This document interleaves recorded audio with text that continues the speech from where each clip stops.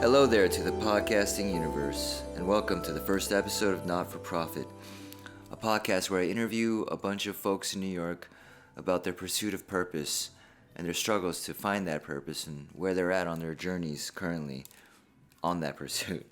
My name is Dank, and I'm a writer, I'm a director, I'm a filmmaker. Sometimes I'm a part-time shaman, and that's a whole nother story. But I've managed to gather an amazing group of folks, people in the sciences, in journalism, entrepreneurs, actors, firefighters, pole dancers, fathers, lovers, haters, you name it. I have a bunch of people lined up. And but in this episode, I interview my friend Irma, who I've known for 3 years, I think. And she's a mother of two, and recently realized acting is her main pursuit. And the episode went so well. I'm so grateful that she came on, and it was heavy at times, but totally worth it. I hope the things she talks about can hopefully inspire you and give you some insights into what parenting is and what can trigger your own awakening, because she went through a massive awakening, and I don't know, it was such a beautiful interview. But anyway, without further ado, enjoy. Yeah, I was just processing everything because you're just reminding me so much about different things. Like you mentioned, Bodhisattva and stuff like that. And I was trying to figure out why now I'm so drawn into acting. I was like, what is it? Like, why is it that when I was a kid, it just seemed like a silly dream. Like, oh, I want to be an actor. And you had that dream as a kid? Yeah, as a kid, I was like, I want to be an actor and whatever. And then just my idea of what acting was has totally changed. Right. Because now I look at it from the standpoint of like a bodhisattva, like a spiritual warrior. Someone who's literally enduring the pain of someone else, to benefit the universe. Like someone who's willing to suffer and go into your shoes and play and channel all the pain and the suffering that people are going through, whatever it is in their lives, like whatever character you're playing. You're playing a character, but the feelings are all real. Right, you know? And so it's like, 'cause you're being. Yeah, it's almost like, there's no acting. You're being, you're becoming, and honestly, it's very difficult to do. It takes a lot of courage. Yeah. And a lot of times you're fighting it. You're like, okay, I got to go back there. Like, I don't want to go back there. Mm-hmm. I don't want to go back to the time when, I got divorced, or I don't want to relive moments, and then you start getting because you keep thinking about this character and you keep trying to live like them, you start having dreams, and you start having kind of visions almost too, like right before you fall asleep. Yeah. When you're not in the state of sleep, right, but your eyes are closed. Yeah. And you kind of you're kind of still aware of the room, but you have these visions. Yeah. So at times I would be lying there okay, I have to play this wife who has a husband who doesn't come home, and he's been ignoring her and whatever. And then I would start getting visions of the time when I was married and I felt so alone. Yeah. And all of a sudden, I would start to feel panic. Oh my God, it's happening. I'm literally there, and I can feel so alone. Yeah. Even though my kids are in the same bed with me. Right. My boyfriend's in the other room. Everything is fine. But in that moment, I literally feel I'm reliving things, And so it totally just changed the way I look at acting. For me, it's almost it's become a way of life. Now I need, I feel it's my purpose. I need to relive these things and also experience new suffering that I probably never have experienced. And I don't know, I just, for some reason, it's okay, I'm so drawn to it. I just want to understand how you even decided to go on this path. Okay, so when I met you, we were just working at La Colombe and stuff, and you were dancing, doing belly dancing. Yeah, right? I was dancing. Okay. Yeah. So what was the belly dancing about? So the dancing, I feel because I'm so drawn to Arabic music. Yeah. And I just feel, the instruments and the melody and this, even the singing, like the vocal melodies that Arabic music has. It's like, for some reason, it does something to me spiritually. Like when I listen to it, it puts me in a place where like I'm vulnerable, I'm sensitive to like vibes and stuff. And so I never wanted to learn choreographed dance. Like I was never interested in that. Yeah, neither am I. I wanted to be in the moment. I wanted to I wanted to dance to music that was being played by musicians who are literally making it up in the moment. And you know, whatever they play, you'll never hear it the same way again because it's improv. That was like another channeling. Yeah, so I was using that to kind of channel, you know, feeling connected to the universe, like just feeling like, you know, I'm living in the moment. I felt totally alive when I would dance. Yeah. You know? Okay. And then I would go back to real life and then it would just all feel so fake and staged. Oh my gosh. You know? Okay. So like dance was doing that for me. But then I felt like there was something deeper. There was something more than dance. Because I felt like almost like it was like I was limited. You know what I mean? I was limited by it. Yeah. And I was like, so what is it? So what is my purpose then? If it's not to be a dancer, and, you know, I was studying it for 7 years and everything. And then I took a break from it. Yeah. Like I just stopped. I could not tolerate dancing anymore. So after you left, you couldn't tolerate it anymore. I stopped dancing. I had to stop dancing. Wait, but I mean, you still like dance for fun. I would still dance for fun. Yeah. But I wasn't having the spiritual experience that I was having before with dance. When did that happen? Wait, so after you left La Colombe, right? Yeah, after I left La Colombe, I was in school, and my boyfriend at the time, he was supporting me so I could go to school. Okay. And I became so analytical. What school was that logical. Again? Hunter College. For what psychology. Was it again? Right. Okay. Yeah. So I was so drawn to psychology. Okay. Because I was like, oh, this is the way. Like this is the meaning. You know, like psychology is just right on. And like I started studying, and I became so obsessed with my grades and stuff. And I have a 4.0 GPA, and I was there for like 4 semesters. Yeah. Taking a bunch of classes. And I was learning about the brain. I was like so fascinated by the human brain. I was just like, wow, like, and it was taking me to a totally different course. Instead of being like spiritual and feeling, you know, alive with the universe. Yeah. I felt like I want to learn more and more and more and like go that route. But like the more I learned, the more I sat there and I would just be like in class, like, this is bullshit. It just didn't sound like the truth to me. Like I would take some of these psychology classes and they would talk about, you know, how, you know, trauma in your childhood can cause this in the future. Sure. And then I was like, oh, but that's so limiting. I was like, but people are so much more resilient than that. Like, you know, like a lot of people use this as an excuse. Oh, and then I often find like people, similar trauma, right? But some people go dark. Right. Some people become so light, like they become so much stronger, so much more powerful, right? And it's like nothing ever happened to them, or they just become fuller, more awesome people. But some people are destroyed, same trauma. That's fascinating to me. Yeah, I mean, so like, okay. So yeah, that was another reason why I was so interested in psychology. I'm like, I wanted to learn why in different cases this happens, you know. And then at the same time, I was studying because my son was diagnosed with autism. He was 2. So I was trying my best, like, to learn as much as I could. That was part of your interest, right, in psychology? Yeah, that's what sparked it. It was like, okay, I need to get in the field. I want to specialize in autism. I want to work with, you know, autistic kids and stuff like that. So, you know, I started studying as much as I could, you know, and I would apply those things to my son, like, you know, because he wasn't speaking, but you could see that in his eyes that he was understanding a lot more than what he was capable of expressing. So there were times when I felt like we would sit in silence together. Like he would just be playing with his toys and I would just sit there in the room, and people would say that, you know, children with autism, they tend to like want to be in their own world. And I was like, okay, if he wants to be in his own world, I'm not going to force him. I'm going to respect it. Because, you know, sometimes the therapist would come in and, like, forcefully try to put themselves in his world, you know, while they're teaching him. because you have to be able to reach the child because you're trying to prepare them for school and things like that.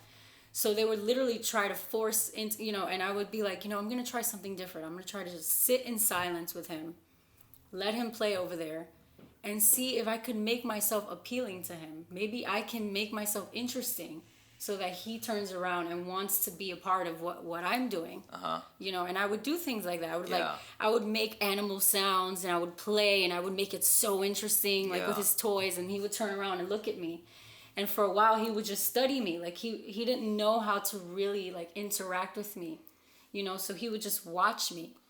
And then I would take him to the park, and he would not interact with the other kids. He would study them. And that's typical for kids with autism. Like, they're like little professors. They're just kind of studying, And, and I would watch the way he played. And it all made sense. Like, it would look like he's just spinning, the wheel of a car, and it would just look like, oh, the kid is just obsessively spinning the wheel. Yeah. But like each time he spinned it, it's different. Yeah.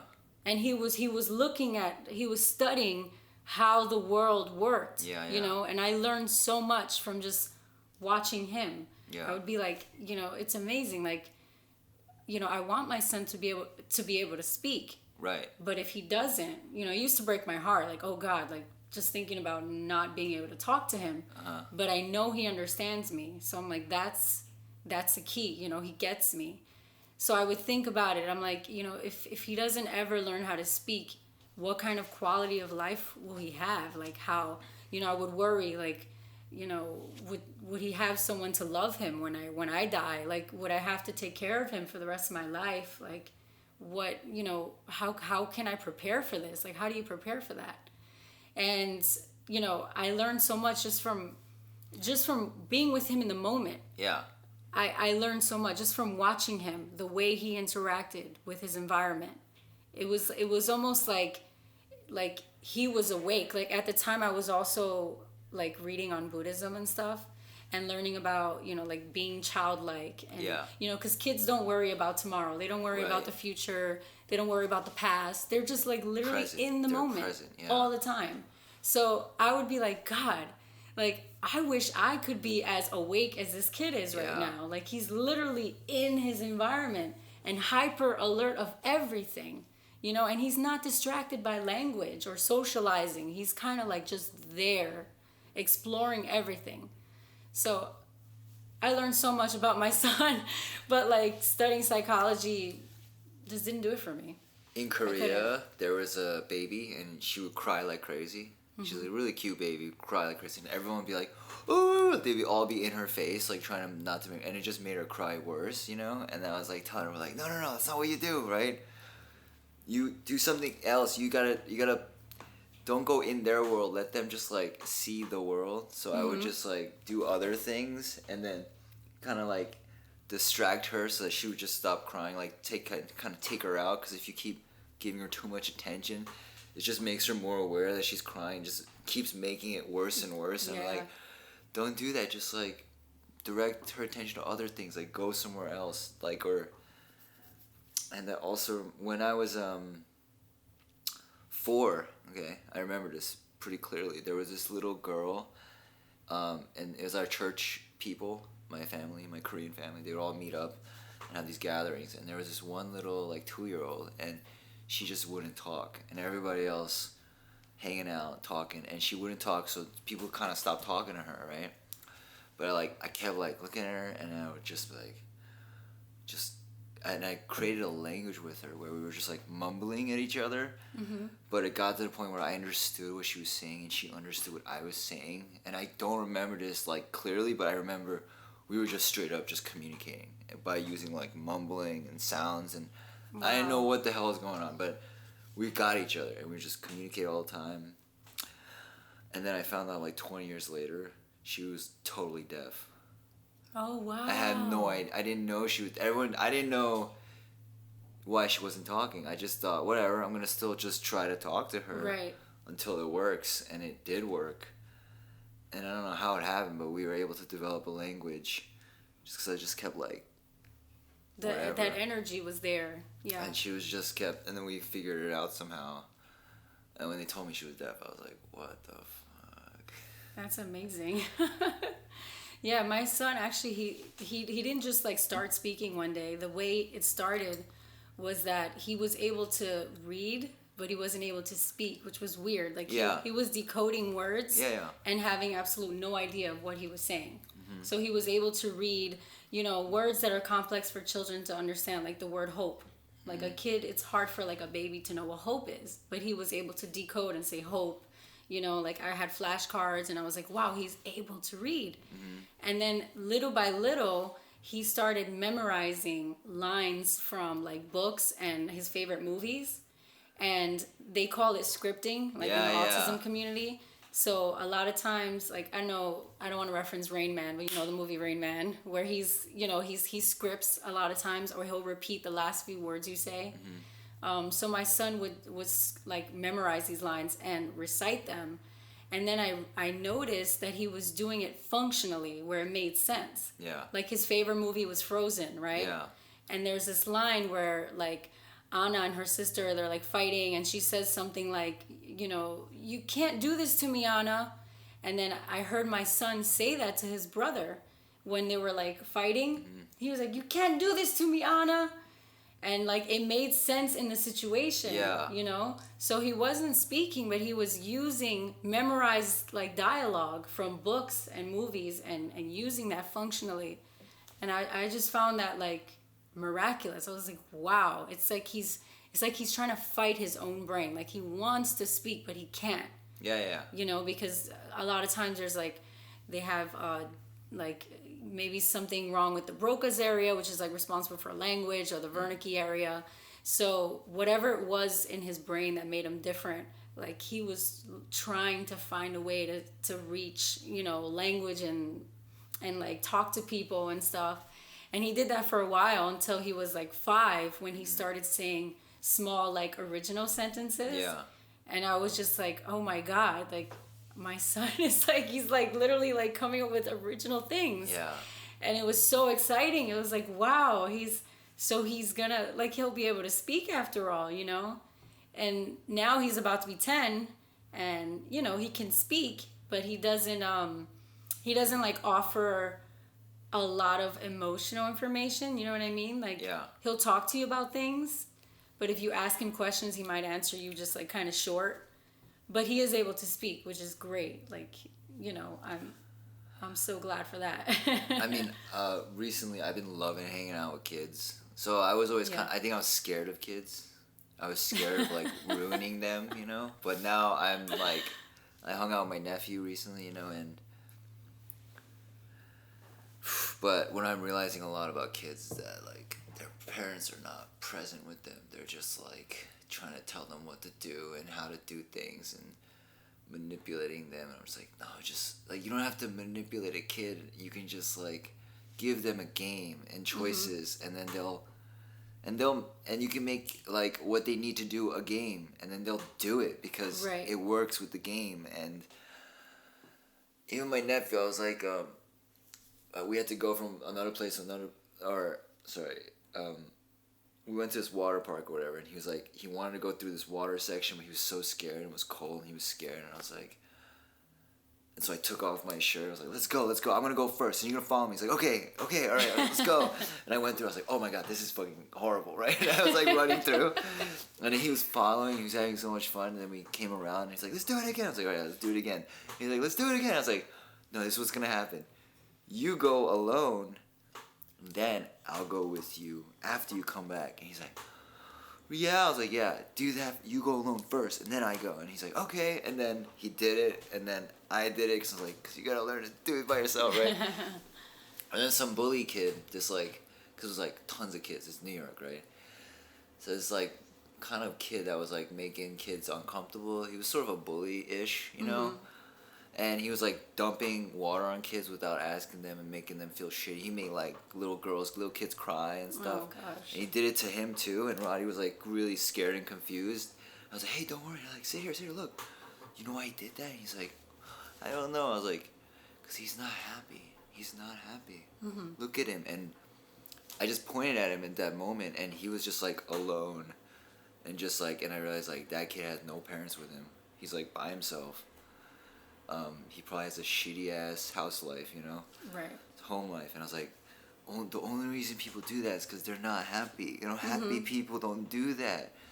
So, you know, really, it's because he's sad. That's why, you know, like, that's why you don't have to be scared. And he's like comprehending that, you know. And anyway, we were walking. I was like, we gotta walk to this view, you know. Like, I wanted to show him this view, but he wanted to go to the playground too. And he's like, can we go to the playground though again? I was like, yeah, I promise you. We go there, you go to the playground, right? We're gonna go to the playground. He's like, okay. sure. So. He started getting tired as we were walking. And I didn't realize this because I don't hang out with kids enough. Little kids can't walk that much, like that far for that long. Yeah. They get really tired. So, you know, I did this thing where I had him on the rocks, and I would like I'd be like, look, jump, and every time he jumped, I would like push it further by lifting him, make it feel like he's jumping like the Hulk or something, or Spider-Man. I just like went from rock. I did it for like a quarter mile. It was terrible. Like, it was a lot of work. We come back and we're going to the playground. We're going to the playground, but it could look like the exit. He's like, I thought we were going to the playground. He starts like panicking, kind of freaking out. I was like, Roddy, we are going to the playground. I was like, no, we're leaving. I was like, Roddy, I will never lie to you. We're definitely going to the playground. Why do you think I'm? And I realized like, oh, his parents are lying to you. Like, adults are lying to you. I was like, oh fuck, dude. Why is anyone lying to a kid? You shouldn't lie to a kid. Absolutely. And he's so smart. He's aware of it. He's not like dumb. Adults think kids are dumb. They're so. I even saw this rich woman. She's like obsessed with like appearances and everything, and her son's crying. She's like, oh, and then she's panicking. She's like, can I get this? She's like asking for all this stuff to deal with her son, and then it's so dysfunctional. I'm just like, and I'm like, the reason he's crying and so upset is because you need everything to be perfect, and it's sad for him. It's like too much anxiety for his kid because nothing's that doesn't make. There is no such thing as perfect.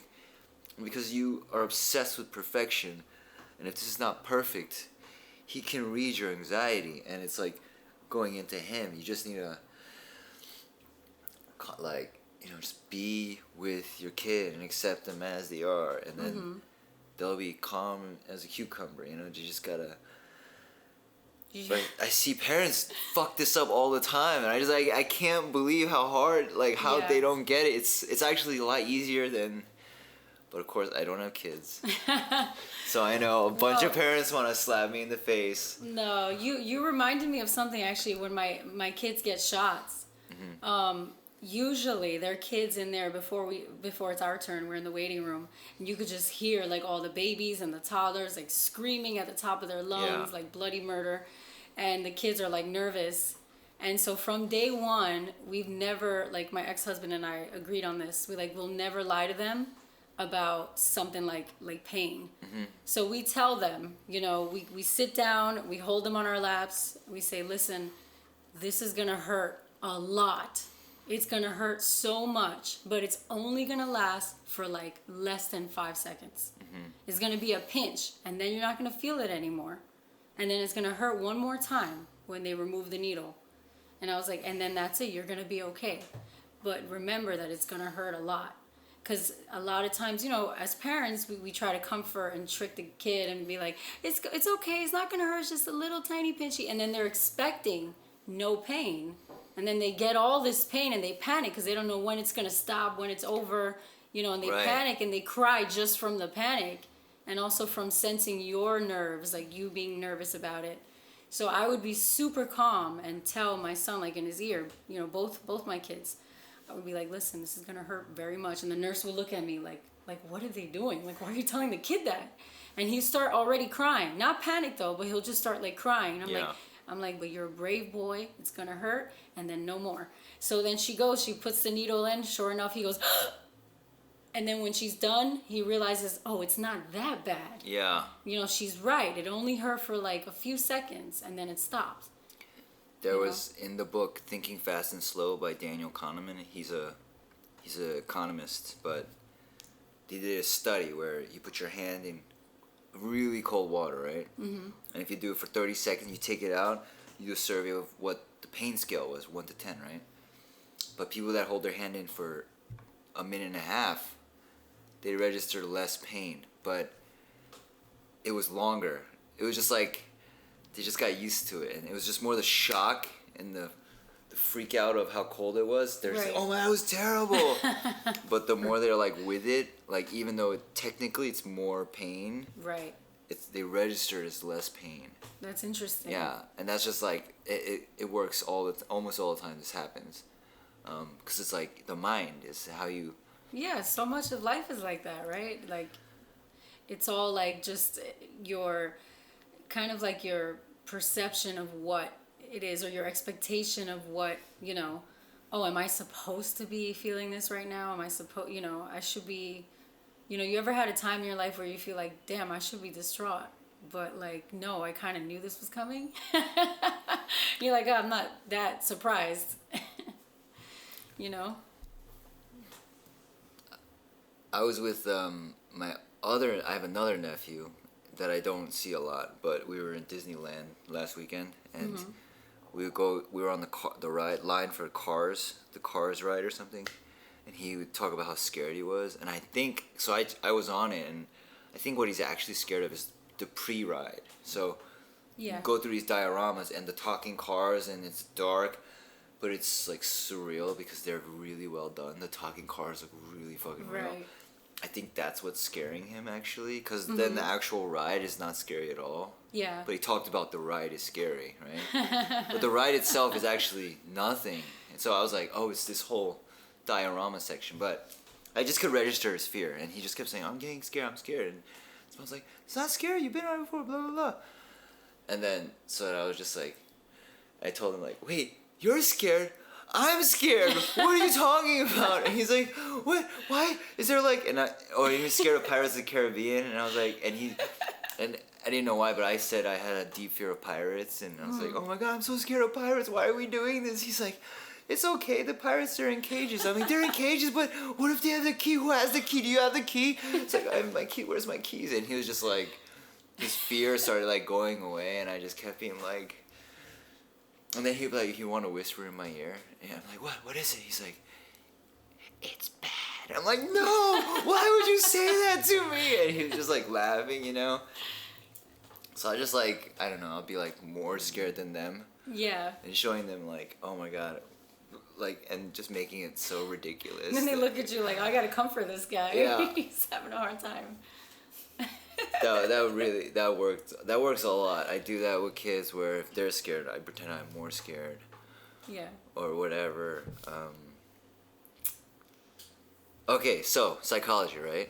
Psychology. Yeah. Yeah. So why did you stop?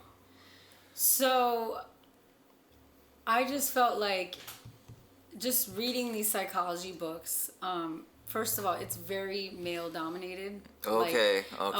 It's also like a lot of the samples that, a lot of the surveys they do and studies they do, it's almost like a lot of those studies apply mostly to who they're researching, which is like white males. You know what I mean? And I don't like to make this a whole race thing. This is just like just a small part of it. That was kind of like, okay, this turns me off to this. Like, this is such bullshit. You're basing your research on like this specific group or this specific culture or this specific socioeconomic, group. It doesn't have to be. It's not even about a race thing at that point. But like, it just seemed like I saw so many holes in the work, and then they're using this knowledge as though it's like written in stone, like this is the reason why these things happen. And I just felt like that's so depressing. Like it just made me feel more and more depressed about my life when I was trying to apply like psychology to help me out with my own issues. Yeah. Because like I was diagnosed with PTSD from like having a traumatic childhood. So I was using a lot of those, studies and research and stuff and techniques to kind of help myself. And then I was just like, this is not making me any happier. This is just making things worse for me, because it makes me feel like I am a person who's like permanently damaged. Like I'm fucked up, and now I got to find a way to make myself, feel normal or something, as if there is a norm. And it made me feel almost like you're boxed in. Like you're boxed in this like, once you've experienced some kind of trauma or something, it's almost like that's your identity. That's always you, and like, you're damaged goods, and that's it, and you have to find a way to fix it or change it. I'm like, well, I don't want to fix it. I don't want to change it. I accept it. It happened to me. Okay. I don't want to be a victim. Like a lot of people find power in being a victim, especially nowadays. That's like with social media, like posting, oh, I'm a victim of this, I'm a victim of that. And you get so much love and support from people from being a victim. I know. That I'm like, I don't want to raise my son to be a victim, because he's autistic. Like, now I need you to pity me because I have an autistic son. Yeah. You know what I mean? I saw a lot of parents doing that with kids. Oh, yeah. With autism. And I'm like, that's limiting your children. And I didn't tell my son he was autistic till recently.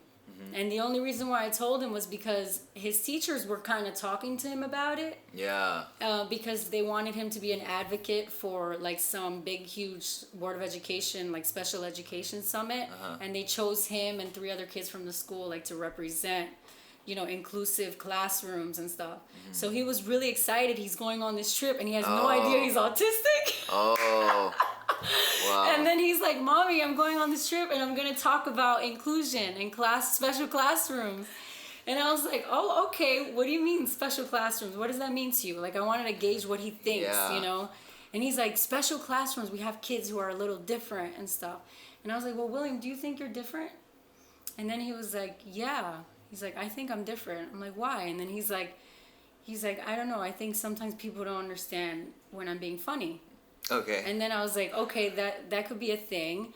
And then I was like, William, what does autism mean? Do you know what autism means? And then he was like, no. He's like, it means like you see the world differently or something. And I was like, it just means you might have a different brain. It just means you might be different from other people. And then I called his father on FaceTime because his dad is also on the spectrum. Okay. And his dad was born in 1969. Right. He's much older than me. And in those days, like in the 70s, they didn't have a word for autism. Right. Like if your kid wasn't speaking, they just said the child, had retarded development or whatever. They called it that. It was just, that's how it was those days. So he was diagnosed with that because he was also not speaking. So I put him on speakerphone, like FaceTime, and then he was explaining to my son, like, he's like, yeah, I have autism too. Oh. And look, and like you can do anything you want to do. It doesn't mean you're better than anyone, it doesn't mean you're less than anyone, because you also don't want to tell the kid, oh, you're special, you're better than people. Like, no, you're not better than people, and you're also not worse. Like, people are people, there are different brains out there. And this is just a word for it, And so the reason why I didn't want to tell my son that he was autistic was because, he's able to read. He has access to the internet. I was afraid that he would, research autism, read all the like symptoms and signs, and then limit himself by applying that and saying, oh, this is what I have. This is why I can't make friends. This is why people can't get my sense of humor. Yeah. This is why I'm sensitive to things. Like, I really did not want that for him.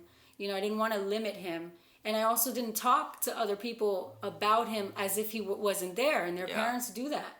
They're like, oh, my kid's autistic and, he can't, he can't like play with other kids and he can't understand this, he can't understand that. How in the hell do you know what he can and cannot understand? You don't know what kids are capable of understanding. Just because they're not using language to express that understanding doesn't mean they don't have the understanding, So he didn't even know he was autistic till recently. Now he's just kind of cool with it. He's like, okay, like he's like a little advocate. But back to the whole victimhood thing. Yeah. There's a lot of like victim mentality and like psychology and like needing, medication and doctors to help you. And, people are like way over medicated in this country. And I was just like, I just felt so disheartened. Like, do I really want to be in this field where, it's just, and then like a lot of the autism, there was a lot of like dog training that I didn't like for my son, where it's like, okay, put the ball in the basket, and then he doesn't want to do it because he's paying attention to the fan that's on in the other room, and he's looking over there, and you're like forcing his attention back to the ball in the basket, and it's like, good, and here's a treat, you know. And I even had a therapist who was like, do you mind if I use like a candy or something as a reward system? I was like, absolutely not.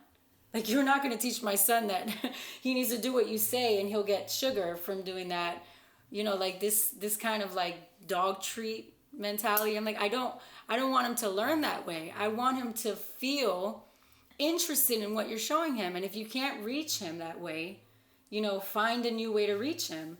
And they have different models, like for training kids with autism. They have like floor time model, which I love because it's child directed. Like, he is in charge of whatever it is that he has his attention on.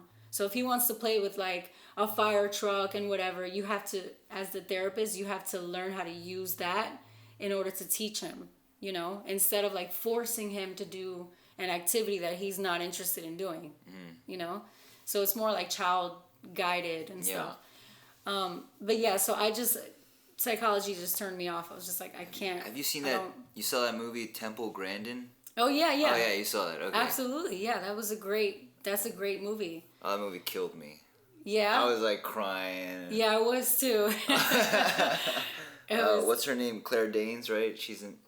Have you seen her? Oh, it's great. It's one of the good ones. Yeah, and her mother didn't want to give up on her, and she just kept trying. I mean, it really does come down to like the parents, like how much are you willing to roll up your sleeves and do yourself, because you have a special bond with that child regardless of what they have. Even if it looks like the child's aloof and is not interested in you, you still have this biological connection. Like, you can be the greatest teacher to your own kid than any other special master at training, or ABA therapists, OT specialists. These are all like the therapists. You have that, and that's an advantage that you have. So yeah, I'm very much supportive of parents who just get in there and like do it themselves and just find whatever works. You just do it. Even if you're inventing a new therapy that never existed before, you just do it. Yeah. And try it. Yeah. Yeah. A lot of stuff in my... He's like processing right now. Yeah, I have to process now too, yeah. Yeah, a lot of things in life are... Like, I've learned so much on my own, like things about human nature and social things. And even when I was in high school, I was like, if I had gone to a psychologist, I would have most likely been diagnosed as manic depressant. And I was like sleeping on the floor. I didn't want to be conscious at all. And wow. A lot of it had to do with my sensitivity to sexism, racism, and homophobia. And but no one gave a shit. Like, and it seemed like I was the only one that really got upset over it in the 90s, and everyone just like, just relax, like stop caring. Like everyone was telling me that, and I was like, oh, I guess maybe I shouldn't exist in this world. Like, there's something wrong with me, right? So I thought there was something wrong with me, and I would be very depressed, and yeah, if I went to a therapist, they would give me drugs. I'm almost certain, because I was like that deep. Then I go to college. For freshman year, I read all these books in like gender theory and race theory and all this stuff. And then there's like terminologies for everything I knew. Everything I felt, there was like language for it suddenly. And then it hit me that there's a massive community of people that think the way I do. Even philosophically too. With existentialism, I was like living that sort of life. But now there was words for it. Now I had language for it. And then I realized I wasn't alone at all. Like, and that I was right and everyone was wrong where I used to live. And suddenly my depression and rage and it just melted away. Like, it happened like at once. It just all kind of just went away once I realized, oh shit, I was right. And then so instead of hating the world hating the fucked up world, I decided to accept that the world was fucked up.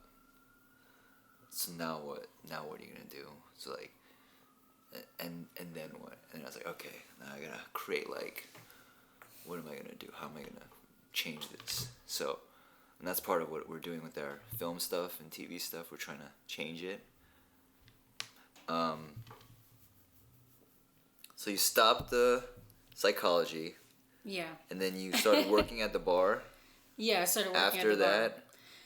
I started working at the bar because I broke up with my boyfriend, who took me to Hawaii to propose to me. We had some differences with, family backgrounds. And him hiding.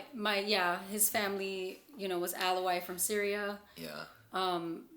And my family, not religious at all, just from Brooklyn, like whatever, So it was like a big deal that I was divorced and had 2 kids. He was never gonna tell them. So I was just like, you know what, this is impossible. Like we can't get married. Like this is just crazy. Like at first I said yes, and then it was just like, I mean, how's this gonna work? I can't deny my children. Because at some point they will know that I'm denying them, and I'm just like, I can't do that, So I'm like, if you can't accept them, they literally are like part of me. Like I am who I am. Like you would not love the person I am today if it weren't for them. Like I'm a better person from having mothered them, And I also felt that it wasn't just his parents. It was almost like this internal thing he had within himself, this kind of issue that I have, like this whole other responsibility and like, 2 kids that are not his. And there's just like, and I know that's difficult for people, like blending families and stuff. I get that. But I'm like, I can't be with someone who doesn't accept this shit. So I'm like, it's done. So after I broke up with him, and it was like a whole traumatic thing, like him moving out and stuff, it lasted for a few days. Like the breakup lasted for like, I don't know, maybe a week. We came back from Hawaii, we tried to work it out, like, okay, but let's not get married, let's just stay together. Because, love is like an addiction. Like, it's so hard to break that bond. Yeah. It's like so deeply wired in the brain. Oh, gosh. No, I have friends that have this, they're like, they can't contextualize what it is. I don't know, I think they overly romanticize that addictive quality of it, But I feel like that it's not good for you. Like people who are in a relationship that's toxic, deep down inside of you, even if it doesn't make sense, like your gut is telling you, there's something wrong. Like I need to get out of this. And I felt that. I was like, this is not right for me, So, he moved out, and then I was just kind of like fucking heartbroken and having panic attacks. Oh, panic attacks. The worst panic attacks. Like I couldn't sleep. I was just like, my heart was racing. I couldn't breathe. And then a part of me felt like, okay, run. Like just get on a train and just keep transferring, get out of the state, go to another state and just run away and leave. Okay. Like I had this urge in me to just fucking the flight, the fight or flight. Yeah. I was just like, go. And then I had tremendous guilt. I'm like, I can't go. Yeah. Like, how the hell am I going to go? Like, my kids need me. Like, this is insane. So I had, like, I was, like, battling these 2 things. Like, there was just, like, this instinct in me to run away. And then another part of me saying, no, you need to fight. Like, you have to fight. You have no choice. Like, my loyalty lies with my children. Yes. If I lose my mind in that apartment, so what? At least their mother's still there. Yeah. So I'm like, I can't fucking go. So I stayed, and then I was like, okay, I need to support myself. I was living off of my savings. Obviously, financially, he was helping me because I quit my job so I could focus on school. And now that was, like, gone, so I didn't have that financial support, and he was a doctor and everything, so he was doing well. So I was like, okay, I'm screwed, so I need to learn some kind of trade that makes money. And I'm like, okay, let me just go to bartending school. So I started I went to bartending school for like a month. Okay. Yeah. It's so hard to learn when you're like I'm not gonna say it's hard to learn when you're going through something traumatic, because for some reason there are moments like when you're on, like while you're going through trauma, for some reason you're able to remember shit like never before. So like there were moments where I could not grasp how to make a basic drink, and then there were moments where like I was studying for an exam and I was just like memorizing all the recipes, like 100 recipes. I was like, I got this. And then I passed the exam and I was like, okay, let me go get a job. So that's when I started working at Velvet, this bar in Brooklyn. Yeah. And I started there, and I was totally independent, making pretty good money. Yeah. Able to pay my rent and support my kids and everything. But then the drinking problem came. Because it was just like, I was at a point in my life where I didn't know what my path was. I didn't know what my purpose, Of course, when you have kids, you're like, oh, my purpose are my kids. I'm going to live for my kids.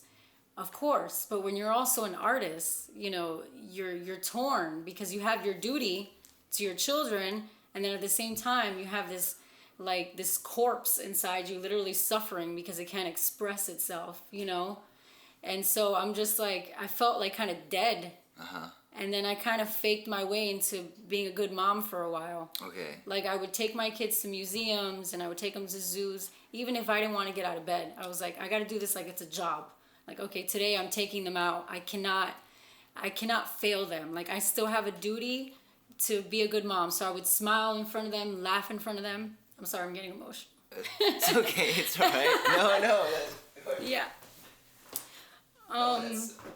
Okay. Sorry. No, it's fine. So yeah, like they never saw me cry, Yeah. They only saw me happy. So yeah, so like I would do like, I would mother my kids because I have 50-50 custody with my ex-husband. So the days that I had them, I was like almost like a dream mom, like a mom you see on TV. Damn, she makes like, pancakes for her kids that are shaped like gingerbread men, and she takes them to museums and trips, and my kids were happier than ever because I was just fighting to like be functional. A little. There was I was. Yeah. So I was so happy when they were with me, but then of course they have to see their dad. So there were nights when I was alone.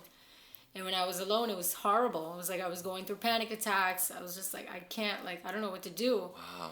And my sister was like, scared for me. And she had the keys to my house. I told her, listen, if something happens, like, where you don't hear from me, you have the keys. Like, come in, check on me, make sure I'm okay. Because I didn't know. I was like, I don't know what I'm going to do.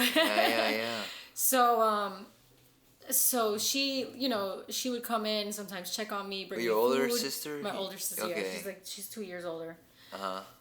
And then, she had 2 cats. And this one cat is super friendly.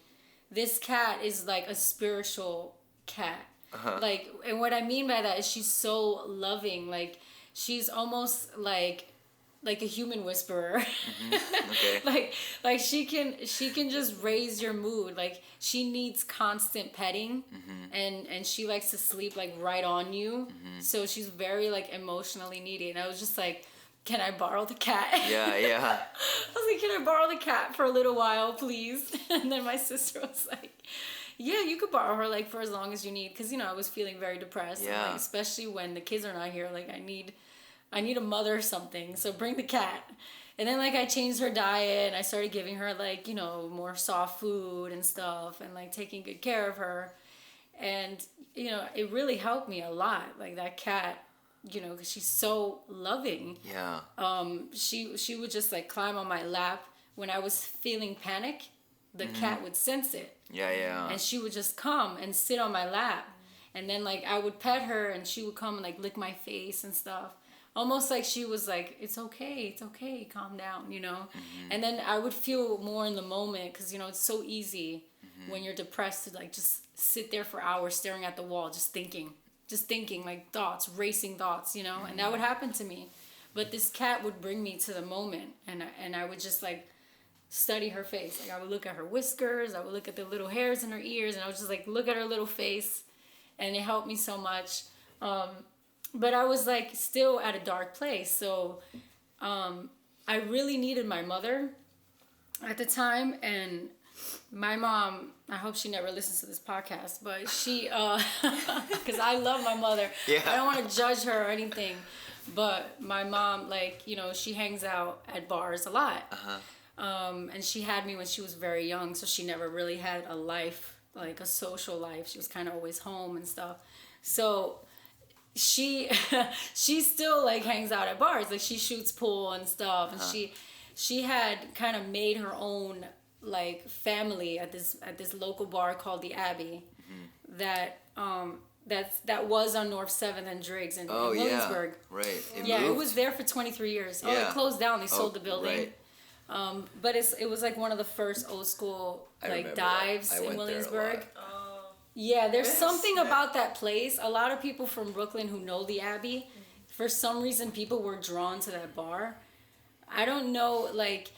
I don't know if it was the beer and shot special though. No? It was so cheap. No, but you know, I'm a big believer in places having energy. Yeah. Like literally, a place can have a soul. Like I had good vibes in the basement of La Colombe. Yeah. Remember, there's like history in that building. Yeah. That's before I even knew there was history in that building. Like certain places have good vibes, and that bar like was literally a bar since the 1920s. It was a bar. It wasn't the Abbey. It was like different bars. Yeah.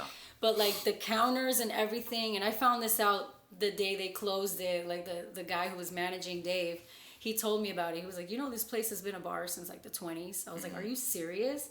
And I was like, that's interesting that space has been a bar for so long. Like there's so much history in there, and there's just so much energy in that environment.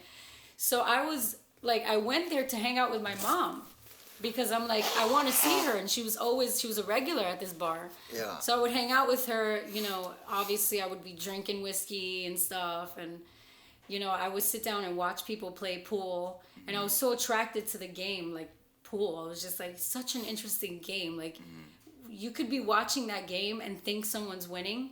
And then it's the other person's turn and they just clean the whole table and wipe it, you know, and then they win. It's just like, that game is so much like life, you know. It's just like you never know. You think you're losing, you think you're down, and then it's like all of a sudden you come out at the top. And it was crazy, but you know, I would be there all tipsy and stuff, just sitting there watching people play for a long time, you know, on the nights that I didn't have my kids. And I met so many interesting people, and I was like, it's almost like my purpose at that time was like to collect stories. That's while you're working at Velvet? I was working at Velvet, yeah. Okay. I was working at Velvet. Velvet closed early. They closed at like 1 a.m. I would stay at the Abbey till like 4 a.m. till closing time. Yeah. So I would go there after work a lot. And I would spend so much time just like talking to people, you know. I would just like, people would just tell you everything. They bare their souls in dive bars. Yeah, you know what I mean? Like I used to do that too. Yeah, like I would just you learn so much. You learn so much from people. It's like they would have a little bit of truth serum in them, and then they would just tell you stories about like whatever they were going through, or like heartbreak or whatever. And I was connecting to people through my heartbreak. Like I would share my story, like, yeah, you know, I got my heart broken. I really thought this was gonna work out. And then they would share their story, like, oh, I loved someone like that once. And then I was like, wow, there's so much power in suffering. Like in just exchanging, you know, your suffering with someone. Like you literally don't feel alone. Yeah, you don't feel alone. Yeah. And so I started to read more on like Buddhism, and that's when the word bodhisattva was like in a book that I was reading. Yeah. By what's her name? Pema Chodron? Pema Chandra, Pema. Yeah, Chodron or something like that. Yeah. There's like 2 dots over the O. I don't know how that works, but Chodron or something. Yeah, Yeah. Which book was it? It was The Places That Scare You. Okay. Yeah, so I read that book, but this was before, like I read this book after my divorce. So I went back to that book again. I was like, okay, let's do all the things I did the first time I had a breakup. So I was like, okay, so I went back to that book and I saw that word, and I remember reading something and it left an impression over the years. Like it just left that impression in me, like, okay, what is bodhisattva? So I started searching and I'm like, okay, this is like a spiritual warrior. And then what she was talking about specifically in the book was, you know, connecting through suffering, like the bodhisattva, like taking in people's suffering and pain and kind of like making them feel like they're not alone by sharing, like I've also gone through that, or you know, like the pain I'm suffering now, there are thousands of other people who have or are suffering this. So it's a way of like, you know, making everyone feel connected in some way. Right. You know, like you're not alone, even in the most painful situations. Some other human has experienced that. And I found that so enlightening. I was just like, instead of looking at my pain, like feeling sorry for myself or feeling hopeless or whatever, I looked at it as a way to connect to people. And I was like, okay, so I felt more open, and I was able to like go to the bar and like talk about things that I never told anyone, like things that happened in my childhood. I shared it with people, and then they would open up to me and tell me things they never told anyone. And they were like, wow, like something like that happened to me. Yeah. You know, and then all of a sudden they didn't feel so alone. Right. And it was so empowering, because you see this adult in front of you who just looks like a totally functioning person, and you're like, oh, okay, so you could still be okay, you know, even though you went through this, you know. So it was almost like I became like a wisdom hoarder at the time. Like I would just read things, you know, a lot of like Buddhism sayings and stuff. I have the book Tao Te Ching. So, I haven't by Lao Tzu. Yeah. I haven't like read the whole thing through. It's like poems though, almost. For me, it's like when I read it, it's so much that like I only open it up and read like a passage here and there, then I put it down for months, maybe years, and then come back to it, and I keep coming back to it. But that's like almost like very Tao. Yeah. It's a very Tao way to read the book. Okay. Yeah. No, it's like makes sense. Yeah. Yeah, because like I feel like I would read it and then I would realize something, and then I would try to like apply that to my life. And then when I feel like kind of like, okay, now I feel like I know something. So now it's time to go back there and realize that I don't know anything. Yeah. And I would love to always reset. Like I would feel like, oh, I feel like I have a good grasp of what life's about right now. Now it's time to go there and feel confused again. Yeah. Because I feel like when you are confused, when you are searching, when you do feel lost, and you do feel like, you know, you hear a piece of wisdom and you're like, oh wow, I guess I don't know. Like I don't know anything. And then you start to learn to be okay with that. Like it's okay not knowing. That's like kind of the point, you know? So those 6 months of binge drinking and talking to people and really like just connecting with people in a way that I don't think I even connected with my romantic partner. Mm-hmm. Like I don't even think I had that with my ex-boyfriend. You know, like I was feeling so much love from just friends and strangers that I felt whole. And it was like for the first time that I felt like it's okay. Like I'm never going to be alone. Like no matter how lonely I feel in my life, even if I'm in a prison cell, I'm never alone. Like there's always someone there.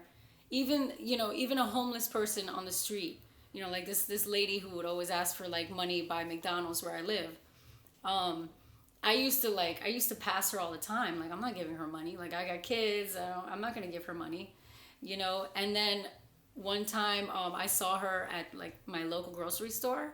She was trying to buy eggs, and she had a bag of change, and she was throwing like a bag of change on the counter trying to buy eggs. And I felt so terrible. It was just like, she's just literally trying to eat. Yeah. You know, like she does have a home. She's not homeless, but I would catch her, like I would find her like in the corner kind of talking to herself. So I was like, maybe she can't hold a job because, you know, she's got other things going on, but she does have housing. So she's not like homeless.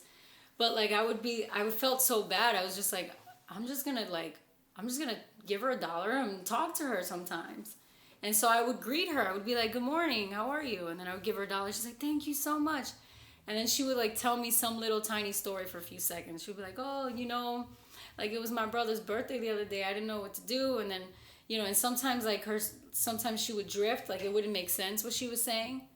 But in the moment she was so happy just saying it, like just talking to somebody. So I was like, okay, this is like helping her. Just listening, like it's just helping her. And, you know, that was kind of like my ritual. Every time I would see her, I'm like, give her $1 and just talk to her. And, you know, she would see me with the kids, and sometimes she'd be like, "Hi, little boys," and she would be all happy, like saying hello to them and stuff. so yeah, back to the story. No, I mean, I have a friend like that too. I haven't seen him in a while, but or like he used to be addicted to a bunch of stuff, and he used to be like crazy and out of shape and like nuts, and he would make me mad. And he was he was always outside of Swallow Cafe in Bushwick. Yeah. And but then he saw me on the street one day, and he was like lucid, and I was like, and he's like, "Hey, you remember me, man?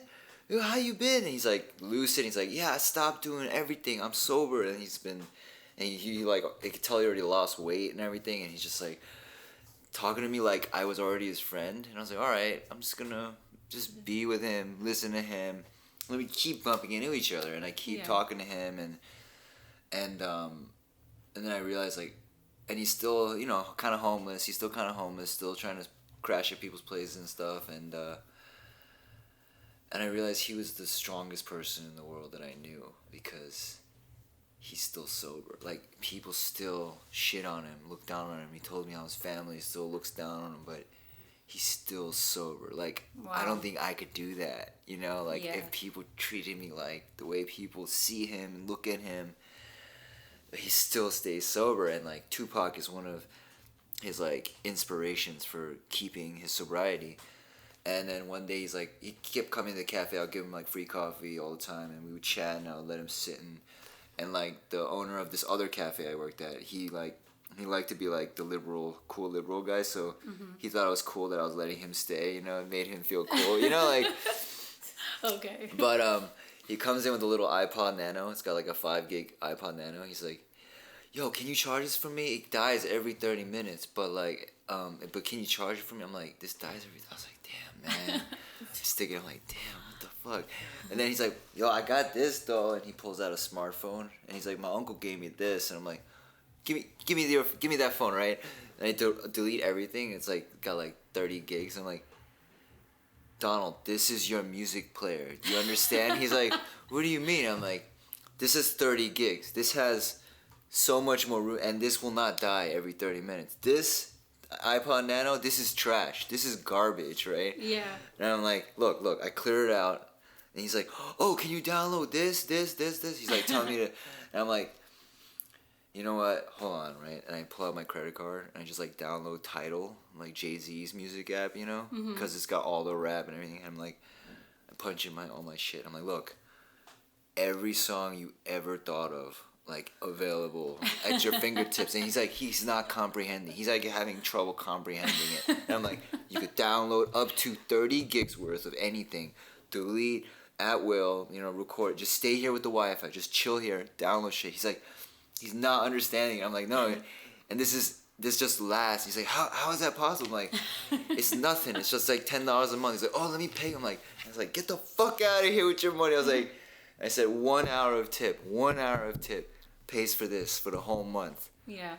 Don't ever offer me money for that shit. Just take it." And he's like, he like kind of blanks out, you know? He's like confused. And I was like, "Dude, don't worry about it. It's nothing. Don't even fucking worry about it. It's nothing, all right? Just download it. Just keep downloading." He's just like sitting there. He's like, he'll come visit, download stuff, and yeah, and then his shelter buddy, because like sometimes you need like buddies to watch your back, because the shelter system's like really dangerous and scary, you know? Right. But his shelter buddy got housing, and it's supposed to be just for him, but he's letting him crash there, you know? And I got him a coffee machine.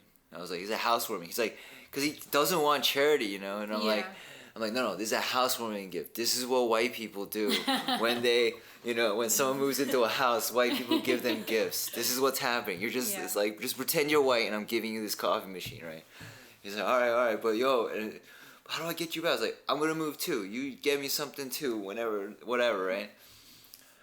I still get billed for it, you know, and I had to call them to make sure like it's still being used, because he doesn't have a number. I can't contact him. I haven't seen him in like a long time. Wow. Since I left Bushwick, so it's been over a year, but he's still out there. I can't wait to see him again. I know somehow it's gonna happen, but you know, I don't know. It's like music is one of his like.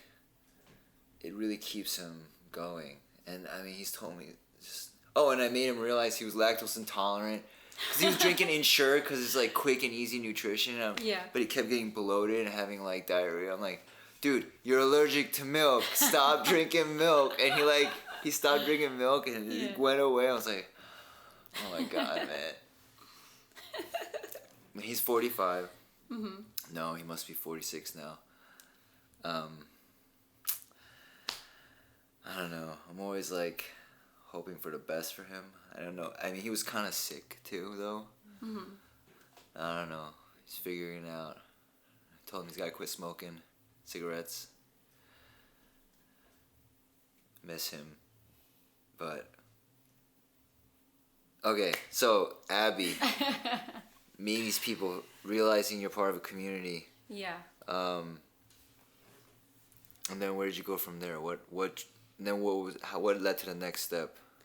So, at the Abbey, there were a lot of creative people there. Yes. There's no surprise. There are creative people there at 3-4 in the morning, you know. So a lot of musicians, a lot of poets, a lot of like, freestyle rappers and stuff. It was really cool. So they had this thing, this open mic night. It was on Thursdays, and before I signed up for it, because I consider myself a dancer. I'm like, I'm not a singer. Like I don't I don't think I can sing. So I met this guy Eric. You met Eric before. Yeah. And he was like, he would help out with the open mic. And that was at the Abbey. That was at the Abbey, the open mic. So I think he was inviting you probably to one he did, at the Abbey. Yeah. So he plays guitar, and he's also like, a songwriter. So he was like, listen, do you want to like participate and perform together, like any songs you're really into? I was like, sure, I'll do Amy Winehouse, Back to Black. And it was like the perfect song that fit my life at the time. I was just like, let's learn that together. And so learning that song, it was just like amazing. I was like, I can't sing this song. This is Amy Winehouse, but something told me like, just keep doing it, keep trying. You never know.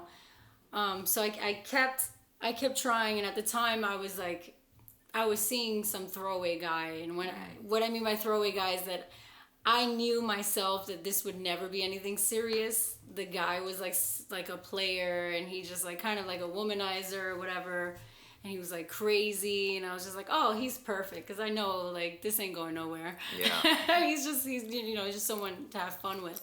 So he was actually there the night that I was performing. And he like when I was getting ready to perform, I was just kind of doing like a mic check. He walked away, and I was just like, okay, I guess he doesn't want to hear me sing. Like, screw you, whatever. Like, I don't really, I'm not in love with the guy. So I performed the song, and and people were like clapping. My mom was there. Everybody was like happy, like, oh, And then I was like, oh, this is amazing. And so the next night I went to the Abbey. The host of the open mic, the guy who literally carries all the shit there once a week, like a big ass, PA system and like mics, guitars, the whole setup, he would carry in his little tiny car every week. Even in the snow, he would like bring the stuff in, because these are all artists. This is like, we created like a home environment, felt like a little living room. And so that guy, his name was Travis. I had met him there. We talked a few times. The guy that runs the open mic. Yeah, his name is Travis. Yeah. So I was like, okay. So he approaches me. He's like, hey, you could sing. And I was like, I can? He's like, yeah.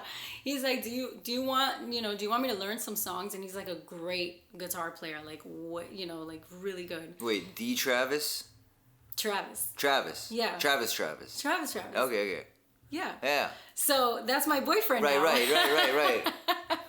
So yeah, my boyfriend Travis. That's how I met him the night I was singing. And he's the organizer of the open mic? He was the organizer, yeah. So we started hanging out, and like, he was learning songs, and I was, he was learning on the guitar, and I would sing. We started, performing together like every week. And then we would have like a jam session where like, the musicians, kind of like a jazz jam session where everyone's improvising. and then you just start making up songs. Like I would literally just make up songs on the spot, which was like incredible. I was like, I can't believe I can do this. And I'm like, wow, this is so related to dance in a way. Yeah. Like you need a really good ear. You got to know where the musicians are going with it. And when they pick up, you kind of pick up vocally. Right. So you're kind of feeding off of each other, the energy. And like the energy in the room would just be amazing. Like it was just, it would feel like euphoric. Like I can't believe like the love in the room right now. We're just all creating and people sharing the mic, passing it. Like it would go from a soul song to an R&B to like a rock song, like all in one long session of jamming. Like, and then like someone who raps and freestyles will take the mic and just start freestyling. And like, it was amazing how like all these different genres can like come together and be like this massive thing, you know? It was incredible. But that's how I met Travis, who's like my boyfriend. And we live together now, and you know, my kids love him. He's great. So I met him during that time in my life. Right. And it's so funny because when I hung out with him, like, you know, you're attracted to people, you're attracted to music and things, and you can't like really turn that off. Like you kind of just know, you're like, okay, I'm attracted to him. But I don't want to like anyone like that right now. I was just like, damn. So I told him, I was like, listen, I'm not looking, I don't want to be in a relationship. I was like, I just got out of like this thing, and it was like 6 months after. But I was friends with him for like 4 months. And then when we started making music together, there was just no way that I could stop myself from falling in love with him. Like I was just like, oh, he's the one. Is that like exactly when I met you again? Was that when I met you about? A little bit after that, yeah. A little after that, like we were already together for a while. Right. Yeah, and I saw you, I met you at the Velvet. Yeah. Probably a year ago, yeah. Yeah. Yeah, so you talked to him for a few minutes. You guys were talking about... It's just a bar, you know? It's like hard to like get this deep, you know, in a bar. Like I didn't know all this stuff. And you were working. Exactly, yeah. So I was like trying to make drinks and trying to catch up and tell him like what the stuff that's going on and whatever. But yeah, he's like really into history. He's very philosophical, and you know, he writes music, and he inspired me in so many ways. Like he was literally living in his music studio because he was in a relationship that was toxic, and he had to move out. You know, things were just like getting way out of hand. And so he was like functionally homeless, but you know, he had a studio space that he was paying for, and it's in the north side of Williamsburg, and so he would sleep there, and there's like no windows, it's like a tiny little room. Yeah. So it's literally like kind of like being in jail. So he was kind of like in prison, like playing music constantly, writing music, rewriting music that he wrote, you know, in his 20s or whatever. He was like rewriting stuff. He also had like a band that he was forming with it's a 2-piece band, just him and a drummer. And so they would rehearse, and then he invited me to the rehearsals, and I heard what he was playing. I was like, wow, this music's like incredible. Like a lot of his music, like what he writes about is like really epic things. Like everything is like about history and how it kind of like repeats itself. It's about like the apocalypse, like the world ending, like great civilizations like ending itself, and like the rebirth of those things. It was just like, wow, this is amazing. And it inspired me so much to see how much he was willing to sacrifice for his art, you know? Because if he found a place to live in, he would have to get rid of the studio. So he was like literally showering in Equinox. Like he had a gym membership. He's like, all right, if I'm gonna need to shower at a gym, it needs to be a nice gym. So he would shower at the gym, and just spent like countless hours just like playing music. And sometimes I would be there with him and just like making up songs and just jamming and stuff. And that inspiration kind of led me to find like what I've always wanted to do, which was acting. And I felt like, you know, like I said, as a kid, I was like, it's just a dream that kids have. Like you want to do something so big. I want to be an actor, you know? And I was kind of like fascinated with the whole thing. acting, but it's nothing like I thought it was gonna be. Like, yes. Once I started studying real acting. Right. I'm not talking about schmacting like they do for like, commercials or whatever. Yeah. I mean like when you literally have to spend time living in that character's shoes and feeling like what they felt. I was like, wow, this is some really deep emotional work. I was just like, okay, now I understand why like I'm so drawn to this. Like it wasn't fun for me, and it's still not fun for me. And I know people get confused when I say that. They're like, wait, you want to be an actor and it's not fun? I'm like, no, it's not fun. Like, for me, fun is like, just dancing around and not caring and playing a few games of pool. Like, acting for me is it's almost like a duty. It's almost like something that, it's like saying, it's like a fireman who's like about to run into a burning house. Like, you might die. It's very fucking, scary. It's painful to go in there, but you have to. It's almost like something you have to do. It's like an urge, like you have to do it. Like, why does the painter paint? Why does the musician suffer and play music and in isolation? It's almost like an urge, like you have to do it. And that's what I felt like acting was for me. I'm like, this is my purpose because it's something I have to do, and it's not fun. Yeah. And it doesn't have to be fun. I'm like, I'm okay with that. Yeah. Like, I have the courage to do it. Like, I'll relive some of the worst trauma of my life. And I know that by doing that, I'm giving to other people. Like, other people watching that, maybe they'll find courage. Maybe they'll feel like less alone. Yeah. So that's kind of how I approach, my art, which is acting. When did you wait? So now you're in a program? Yeah, I'm in a 1-year conservatory program. Yeah. So it's for theater, film, and television. When did that start? That started in September.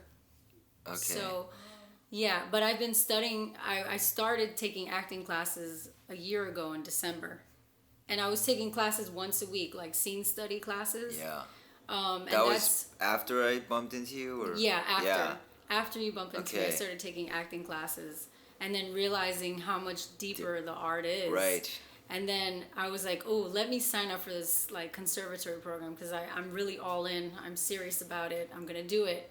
But I was like, I don't know how the hell I'm going to do it because it's an expensive program. Yeah. It's like 16 grand.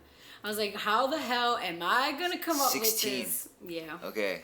I was like, how am I going to do this? I was like, max out my credit cards, use every saving I have, take out a little mini loan. Pay little by little, like a payment plan, 2 monthly. Like, I literally just had to pinch everything just to, I sold like some jewelry I had just to put like a down payment, boom, $4,000. So like little by little, and I also got a scholarship. So you had to be talented to get the scholarship. So I had to like audition and like do like a monologue. And I ended up getting a scholarship, so that brought it down. I was just like, oh, thank God. Like, this helped so much. So all those things, allowed me to do the program. And I graduate in May. But it's, honestly, you would think that I'm having fun. Like, yay, I'm in a conservatory acting program. It's a lot of work. And it's also like it shakes your nerves. It's almost... It's so strange. Like when I'm on stage and I'm presenting for my teacher, like for some reason I don't feel nervous while I'm performing. Like I feel okay. I'm almost like in this flow state. Yeah. And I feel no nerves at all. I'm good. I can do this. And I'm in the moment. I'm doing like Meisner technique. Right. I'm in the moment with the other actor. And then it's a brilliant scene. And then I don't realize it's good until the end. Right. And then I get super nervous. Then I'm just like shaking. Yeah, Like, what just happened? And then my teacher's like, okay, how'd you feel about that? And then I'm just like, I don't remember. Yeah, that's like, very I don't common. Remember. That's a thing. You kind of black out. Like I don't remember what just happened. I just know that it felt real. Yeah. I was like, Jessie does that. Jessie did that at her first audition. I've done that at certain performances. Like, you're so in the moment that, like, you weren't watching yourself. You know what I mean? You know how you watch yourself sometimes when you do things? So, like, the watcher or whatever was off. Like, if for some reason you were just so in it that you don't have recollection of it. It's crazy. I have a small stupid version of that where DiCaprio came to the cafe. I remember that. And I was like telling him a story, and I kept talking to him, and I was like, I'm not gonna fucking turn away. I'm gonna keep my focus, and I'm gonna tell him a goddamn story, and he's gonna listen to my goddamn story. And that's all I knew, right? And I remember just talking to him, and he's like this, and I'm like that, and but I don't remember anything I said. I blacked out. The whole thing was I just blacked out because all I knew was I just need to tell him a fucking story, and he's gonna listen to my story, and I'm gonna forget he's Leonardo DiCaprio. Yeah. And I don't remember what I said to him though, cause I don't know what that out. is. That's interesting, but I'm sure that happens to musicians too. Like when they're playing a live thing, they afterwards are just like, I don't remember, you know. I mean, even writing, I don't know how I came up with any of this shit. I'm like, I don't know how this happened. Yeah, it's almost like you reach a point and you tap into something that's like greater than your awareness almost. I don't know if that makes sense. But and you're able to juggle all this with...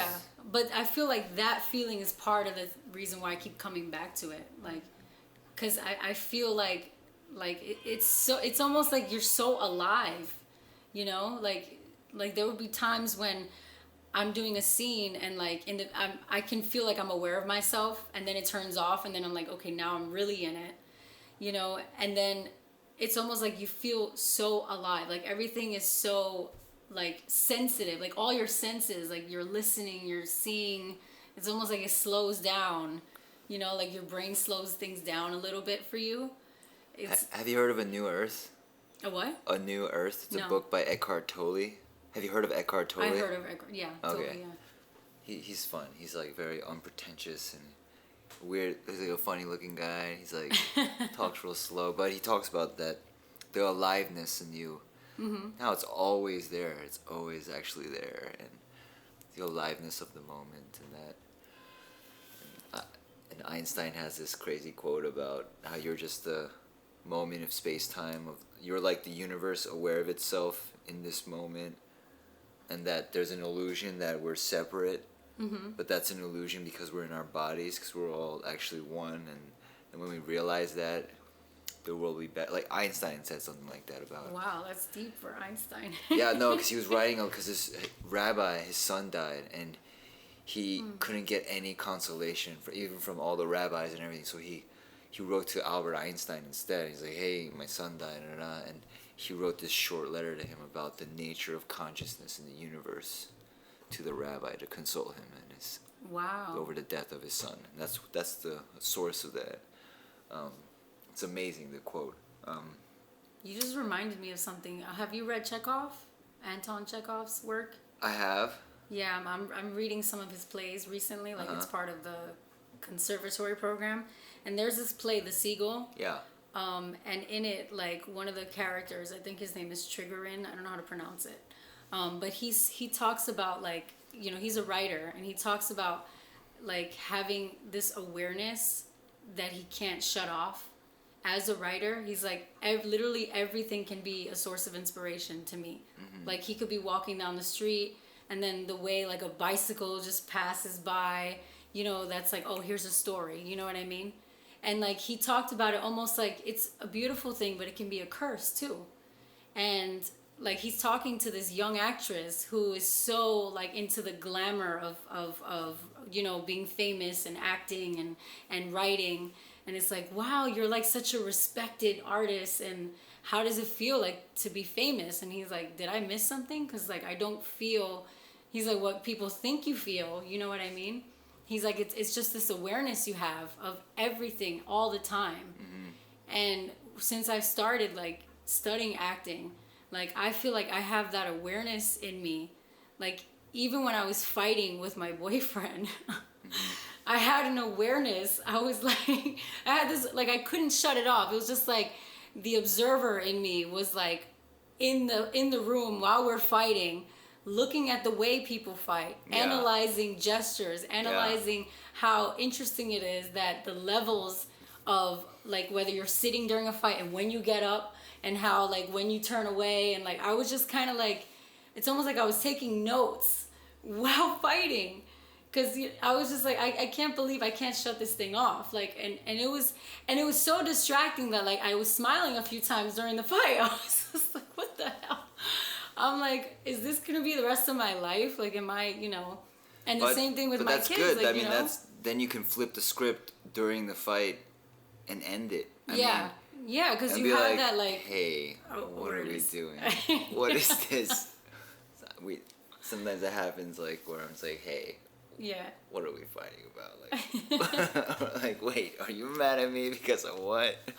Yeah, usually it's not the reason for the fight at all. It's always like. So I think we went way over. Yeah. This is 2 episodes. No. I was saying like, would love if you were a recurring guest. We just talk about all kinds of stuff. Yeah. Because I need all my guests to be recurring guests ultimately for now. I mean, at least for now. But yeah. Oh my gosh, I'm like blown away. There's so hearing much all stuff. this. No, not so much stuff. Just this whole story is like I didn't realize how far it went, and I had no idea because you never I never got a chance to hear any of this. Yeah. It's incredible. I'm like so grateful that this is happening. Yeah, I'm grateful you reached out. I was just like, I haven't heard from you. I was like surprised. So surprised. Yeah, I'm surprised too. How things like, work out. Wow. But we'll do this again. So we're gonna. But thank you for being on. Of course. First episode. First, and I'm sorry if I was rambling at any point. No, you weren't. It was like it was all over the place. Amazing. Like this was great. I'm all of this. Thank you. I mean, I look forward to learning some more and then coming back with whatever it is, whatever new piece of information I learned and sharing that. So you've been through a lot of changes, yeah. Yeah. Wow. All right. Thank you. Cool.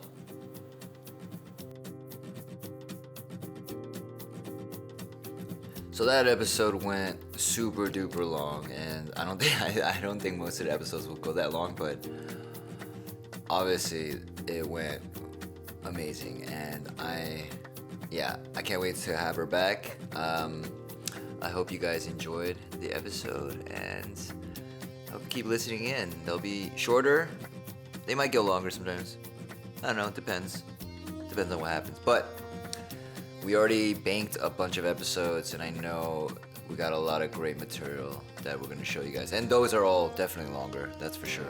But until next time, enjoy your day, and good luck with everything. This is Dank signing off for Not For Profit.